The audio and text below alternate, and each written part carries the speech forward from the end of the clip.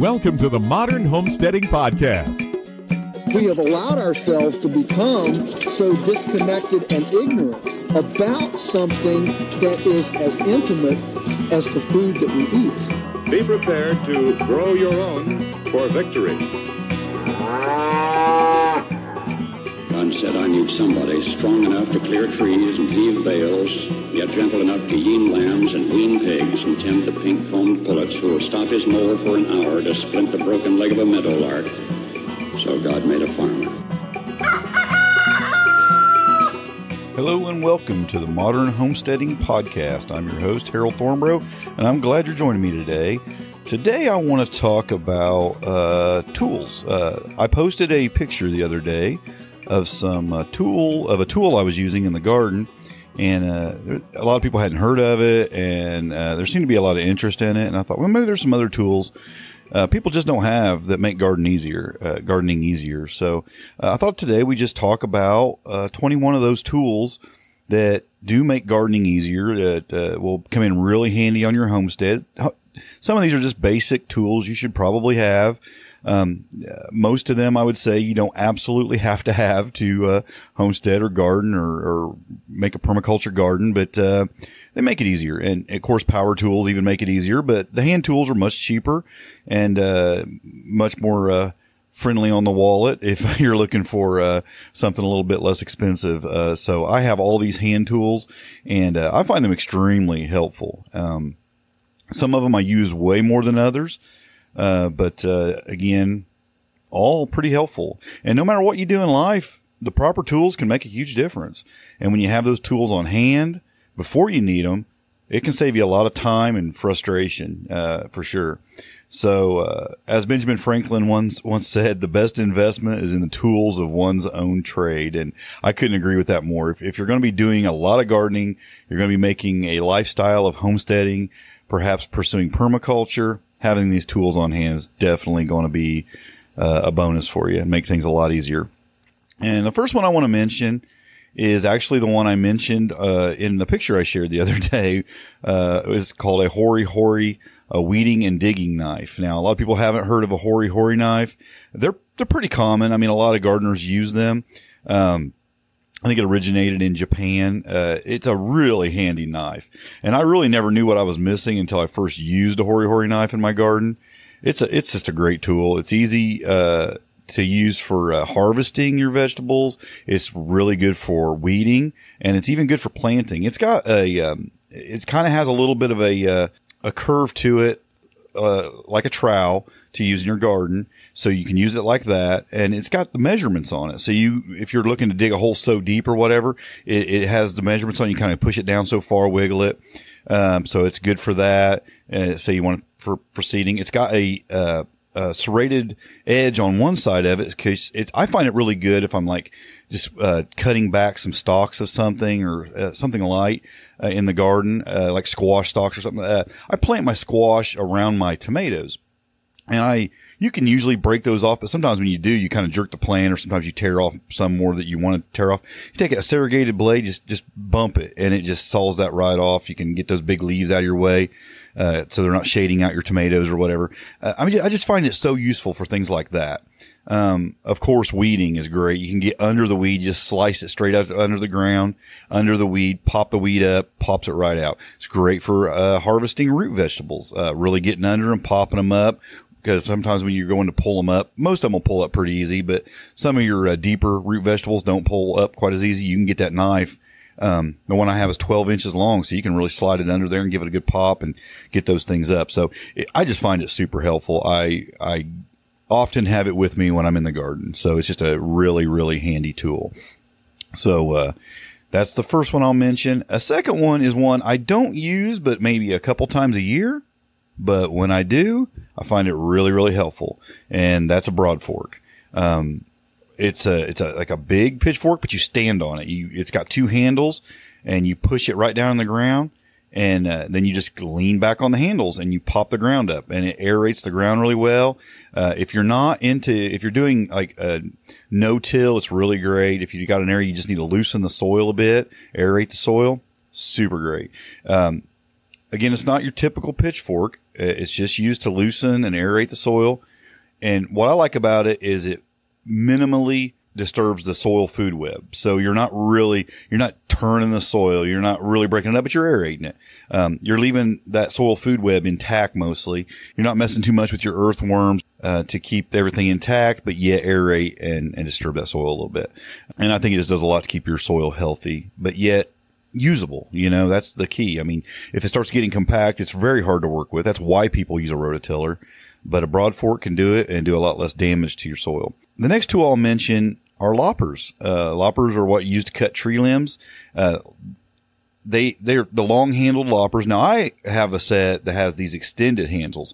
They're as short as 28 inches, but you can turn them and then slide them out to 40 inches. And that gives you a lot of leverage, and it helps you also get to the limbs you can't reach from the ground very easily. So I use it, especially in the spring, early spring, late winter, when I'm coppicing and pollarding my trees. I find it just super helpful.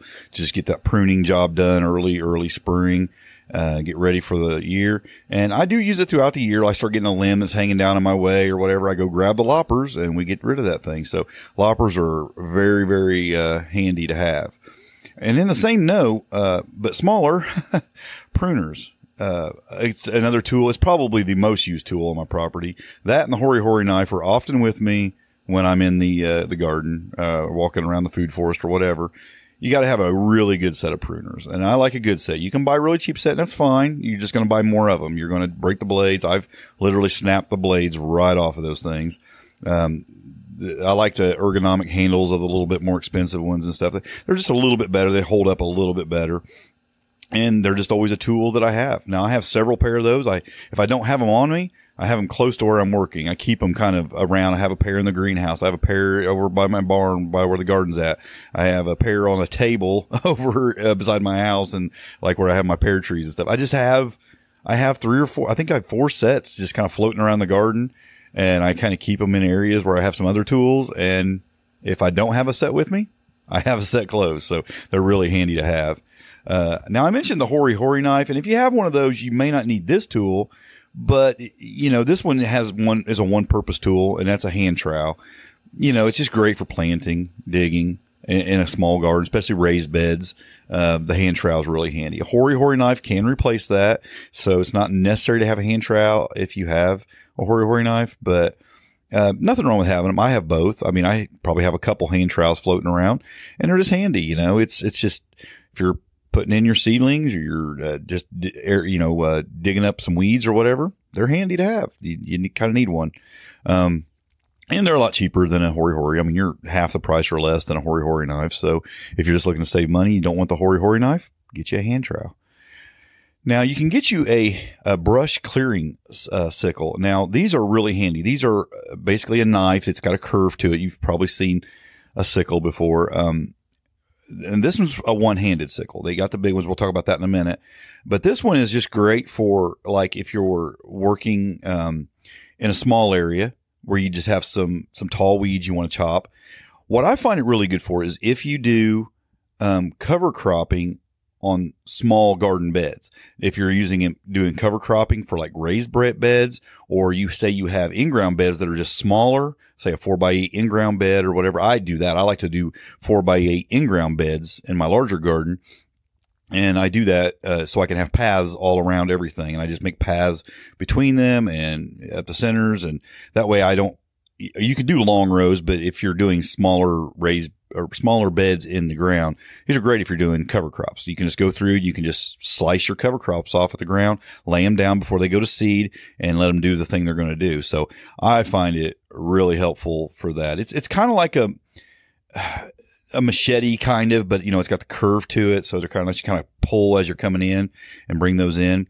And it's just, I like having one. And by the way, I'm going to have a blog post accompanying this, podcast. So you can go and look at all the links to these things and see pictures of them and know exactly what I'm talking about if you don't know what they look like. So you can, see what I mean when I'm saying these things. But yeah, that's a really, really handy tool to have. I find having a manure fork is another tool that you really need. Now, a manure fork, it has the more slender, it's more like a hay fork. A little bit more slender than a digging fork, which I'll talk about next, but it's probably not, it's not quite as lightweight as a hay fork. Now, a hay fork I don't have on this list, because I feel like the manure fork does just as good a job for that. It's not that big of a difference. It's a little heavier duty. You can't grab quite as much with it. If you were doing really large hay work jobs with a fork, yeah, you might want a hay fork. But for just the gardener, the homesteader that has a small setup, manure fork will do both. And it's lightweight. It does a good job. I like it just for loading the wheelbarrow up with manure or compost to get it over to the garden. It's just really nice. And again, I don't have the hay rake, so it works for that too. Now, the digging fork was the next fork I want to talk about. So I think you need one of these forks. If you have a broad fork, it's kind of like a broad fork in some ways, but a lot smaller. It has thicker forks for digging into the soil, or compacted manure. And when you need a heavy duty pitchfork, this is the tool you need. If I was going to say there's a pitchfork I have in my hand the most, it's probably this one. So if I had to get one or the other, I'd get this one. You could do the job, of the manure fork with the digging fork. It's just a little heavier and it's not quite as widespread. So you're getting a little bit less in your pickup, but you can't use the manure fork for digging in the ground like you can the digging fork. And it's good for aerating soil. If you don't have or don't plan on getting a broad fork, then get a digging fork and you can do the same job just in a smaller scale. And it's a little harder because you don't have those two handles to kind of pull back on. So you got to muscle it down a little bit better, but it works and you can do it. Next, I want to talk about a couple saws that I think are really handy for pruning. Now, I mentioned that you have the loppers, but the loppers don't work on really big limbs. So you need a couple saws. And I like having a smaller hand saw that I can just kind of carry around with me for lower hanging branches and things like that. So it's called a pruning saw. It's just really good for the job that's, again, too big for loppers, but you don't want to necessarily, but you don't have to get up high in the tree or anything. You just need to be able to saw something off. I particularly like, now I live in the notes, this folding one, and it's really nice. It's got a handle and it folds up. It's the one I have, and I like it because you can just you can slide it if you got like I like to wear cargo shorts when I'm out there working. Got those nice big pockets on the sides, and you just fold it up and slide it down in that, and you can carry it around with you, which is really handy in the spring when you're going around doing your, so I'll have my loppers, my pruners, and I'll have that saw down in my pocket and I'll just use all three as I'm walking around doing my pruning, and it works really, really good. Now, when you have to get the taller limbs though, the next saw you might need is a pole pruning saw. And, these are nice if you got to get way up there, 20, 24 feet way up there to get, those branches up high. If you keep your trees a little higher, I try to keep mine mostly a little shorter, under 15 feet usually. But, if you got something up there, you got your fruit trees that are getting up there in height, you might need a bigger saw, a longer saw. And the pole pruning saw will do that. Again, it's really no different than the hand pruning saw, but you just got a long pole attached to it. So you can get up there and do those jobs that again are too heavy for loppers. But loppers are much quicker. If you can reach up there and, get them with the loppers, that's nice. But, sometimes you have to do some sawing because you got bigger limbs, and these work great for that. Now, I mentioned earlier the hand scythe. Now, you might want a weed scythe. Now, these are quite a bit bigger. They are two-handed. They got the big blade. They look like, you can imagine the picture by me saying this before you ever go and look at what they look like. If you don't know what they look like, you've seen the Grim Reaper. He usually carries that one, pictures of the Grim Reaper carrying around that big old scythe. That's what it is. It's kind of an evil looking tool. But if you're doing big jobs in a field, if you got a larger area of really tall weeds and you don't want to get out like a weed eater or whatever to do it, the weed scythe is what you want to use. It's a great tool. And it's quick. Once you learn how to use one right, you can lay down some serious weeds, hay.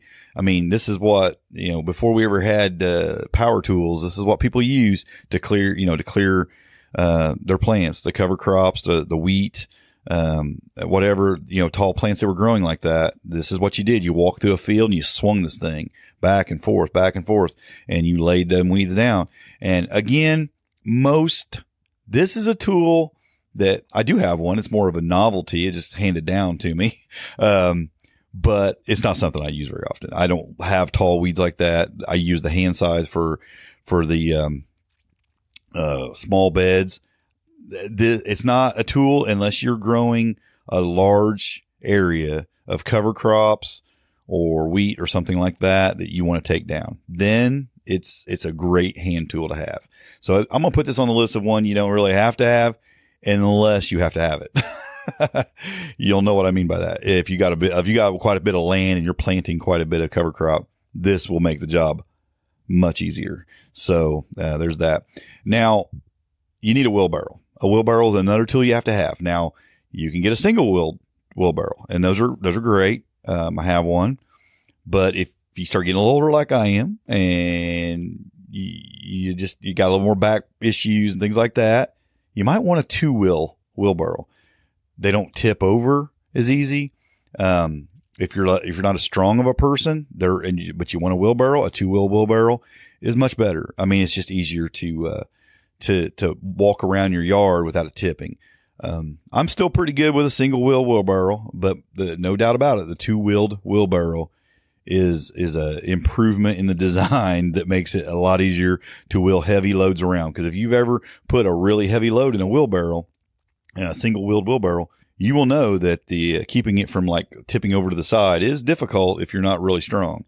So, yeah, the 2-wheel wheelbarrow definitely makes that a lot better to use.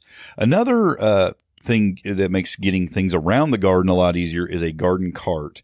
Now you've seen these little 4-wheel carts. It looks like a beefy old, red wagon, like the old school wagons.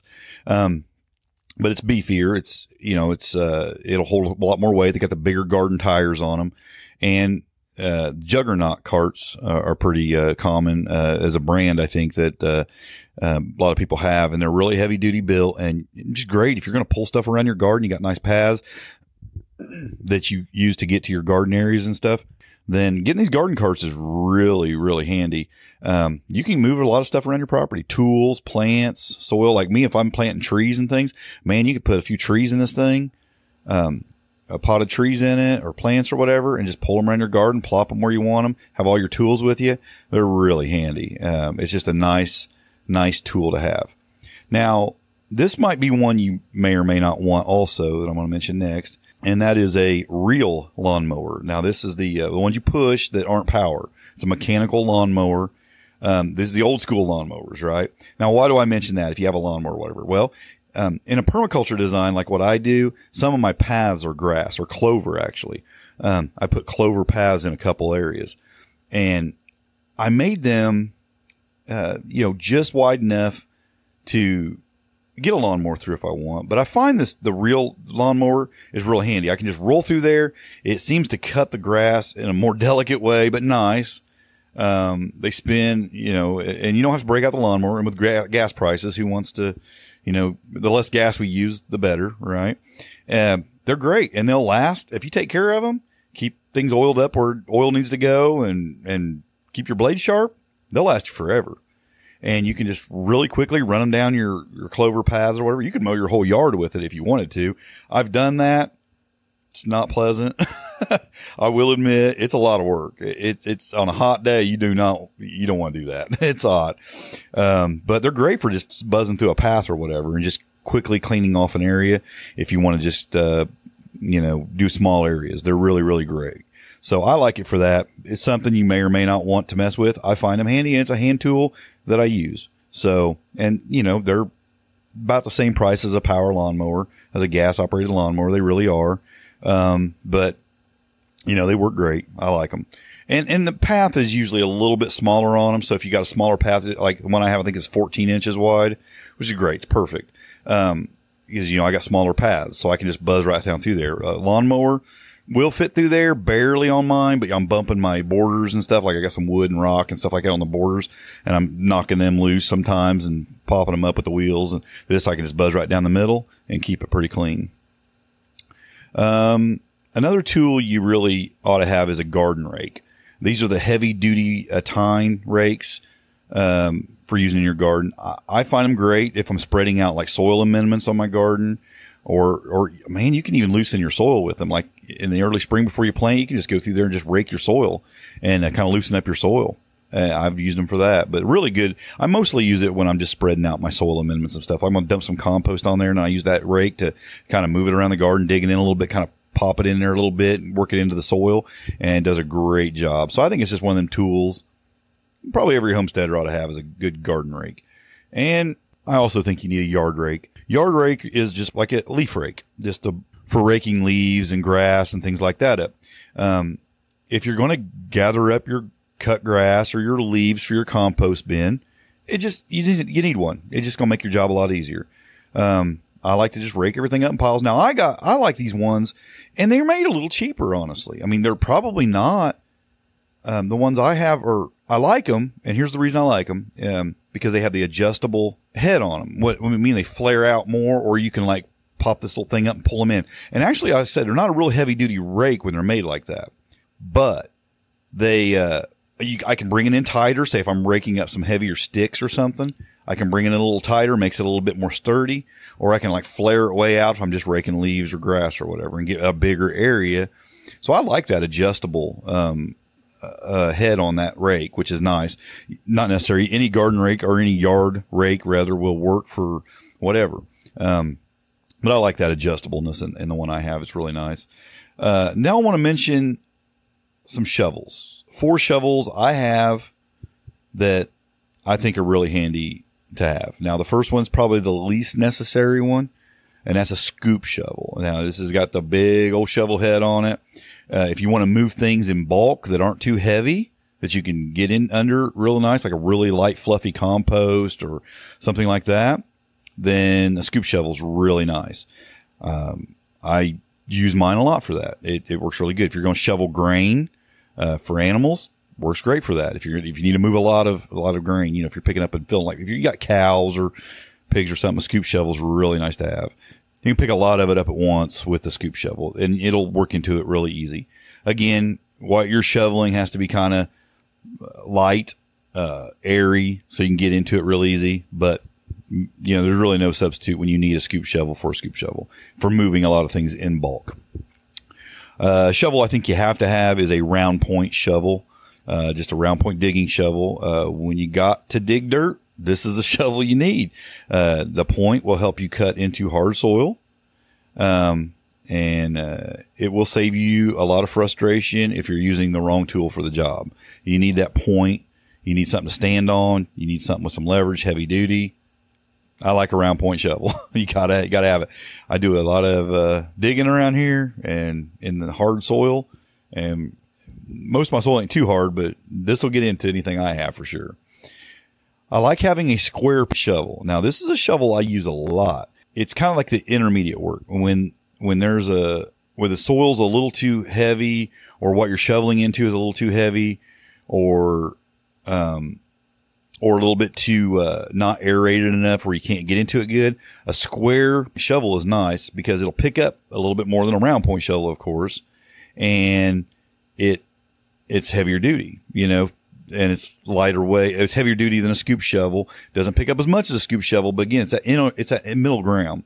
Honestly, it's the shovel I probably use the most on my property when I'm not planting trees. If I'm just digging, putting in a pathway, or I don't know, I use it a lot. It seems like it's the shovel I grab a lot for some jobs. I'm putting in pavers or something. You can kind of square off an area where you can dig out the turf to lay down some pavers or something in your grass, which I do a lot in my paths. It's nice for that. You just kind of square off, slide it under there, pick it up.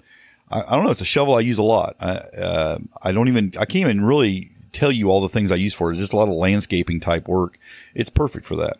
So it's what I use it for. Now, the garden spade is another shovel that I use quite a bit for digging trees. It's a lot like the pointed shovel, but it's got a curved tip on it, and it's longer. So if you're digging for, perennial plants that need to be dug a little deeper, trees, it's great for digging holes for trees. Like I said, if you need to get into a harder, more compacted soil, the pointed shovel's better. But if you got a decent, soft, good, healthy soil, man, the garden spade will dig it better and faster. It'll pick up more, and it just got that nice curve to the end of it, so you can just go right in. Like I said, it's a longer headed shovel for getting a little deeper. It's great. It works in good and compacted, rocky or root filled soil. It really does. It'll chop roots. It does pretty good. I like I'll grab that and the pointed shovel. A lot of times when I'm going out to dig a tree, I'll have that spade and the shovel, and I might use the pointed shovel to get that first initial, chop in there. Or if I get something a little heavier duty down in there as I'm digging the hole, I'll grab the pointed shovel. But you can do it a lot quicker with the garden spade. It'll work. It'll chop. I mean, sometimes it's the only shovel I grab, but it'll work. Now the last thing I'm going to mention is something probably everybody has. But if I'm going to say there's a tool, and this is going to sound silly, but if there's a tool I use more than any other tool on my property, I said probably the Hori and the Pruners, but I have those with me a lot. But there's a tool I always have with me, no matter where I go, homestead or not. And that's my pocket knife. Man, if you don't carry a pocket knife, man or woman, get a pocket knife. You need a pocket knife. If you're opening up a bag of something, you need a pocket knife. If you're cutting something small, you need a pocket knife. If you want to do like some simple little pruning, a pocket knife will work. You want to take a cutting off of something and you don't have your pruners or whatever, you always have that in your pocket. It's just a tool I use 100 times a day. Cutting a zip tie off something or a piece of string off something, or cutting a piece of string for something, or it's just something I use constantly. I mean, I bet it's out of my pocket. I can't even count how many times a day that my pocket knife is out of my pocket being used. You got to have a pocket knife. And I've lost my pocket knife a couple times, and you can't go very long without getting another pocket knife. It will drive you insane. So maybe you say, I've never carried a pocket knife. Well, if you start carrying one, you'll probably never not want to carry one again, because you'll find yourself, not having to walk in and get a pair of scissors or a knife out of the house or whatever. I mean, you always have it with you. Now, I'm going to recommend that you get a pocket knife with a locking blade. The pocket knife I'm carrying right now is actually a Swiss Army knife. It's got a lot of different things in it, and it doesn't have a locking blade. But I will say that a locking blade is much safer. And if all you want is just a knife, now mine's got little scissors in it and tweezers in it and got can openers in it. It's got all the stuff in it. You don't need that. At least have a knife.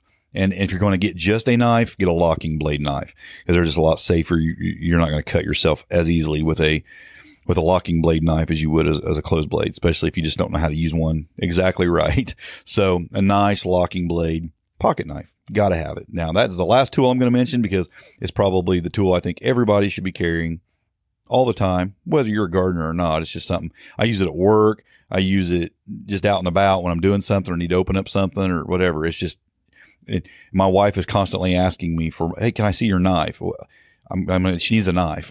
Everybody needs a knife. You need to carry a knife. But yeah, it's a tool I think you should have. So there it is. 21 tools hand tools that I find they're common for the most part. Some of them maybe you've never heard of, don't have, but I find them making my gardening job a lot easier around here. Whether I'm working in the food forest, whether I'm just working in the garden, doing odd jobs with the animals, whatever. Some of these tools are great. And I think you just should have most of these tools, maybe not all of them, depending on your situation, your circumstances, but a few of these tools you should have. And you probably do have a few of these, I'm sure, but these are tools that I think are important and make your job so much easier and so much more pleasant. And believe me, with as much work as we have to do, anything we can get, especially when it's not that expensive, that will make the job a lot easier and will last for years and years, get it. Power tools break down. Power tools are harder to maintenance. Hand tools, I've got hand tools that were my grandfather's hand tools. If you take care of them, most of them will last, decades. So they're a good investment if you treat them right and you know how to use them and you don't abuse them, and it's something you can hand down to your children in a lot of cases. So get some of these hand tools, make your job easier for your sake. It will definitely do you much better. So there it is, folks. That's what I have for you today. I hope that you found that helpful, and maybe you got one or two ideas of some tools you might like to get for your homestead to make your job a little easier. And until next week, happy homesteading and God bless.